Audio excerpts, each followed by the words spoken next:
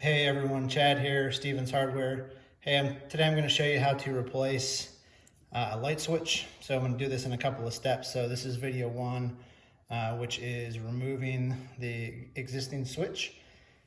So before I get started, I have already gone out into my garage. I have found the breaker that controls the electricity for the light that this switch is tied into. So I'm going to test it to make sure there's no voltage through it, but this is a pretty straightforward process. So just using a flathead screwdriver, I'm going to take off the faceplate. Generally these screws are very small, so as you pull them out, they should come out very quickly. This faceplate has already been taken off, but if you haven't, you may need to use your flathead screwdriver to get underneath here.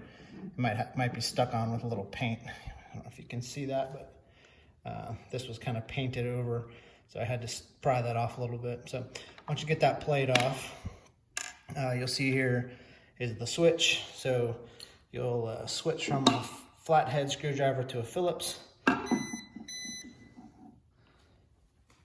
So just loosen the bottom. You can see it's starting to kind of come out. Sorry, I'm using a headlamp, so I'm trying to keep the light in the right place.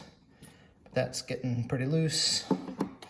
He'll go to the top. He'll loosen this one up a bit. You can hear my daughter in the background. She's a helper today. So as I get these out, make sure I save these screws. They're in there with a little plate, so that one will stay on. So I have this loose now. So you'll see on this side we have the two wires. Let me get the camera for you. So on this side you have the two wires that send electricity to and from the switch.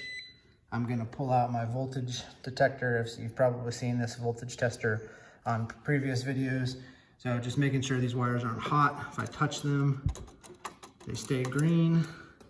That's good. The other one's the ground on the other side. So what we're gonna do here, I'm gonna get the camera back in place. What we're gonna do here to get this completely loose or completely free is we'll just take that same Phillips and we're gonna loosen up these leads. You see this wire is already starting to come off. And so you have two blacks. Black is the hot. So those two blacks are off. So I'm gonna try to remember where they are. So I'm gonna pull this one. This one was on the top. This one was on the bottom.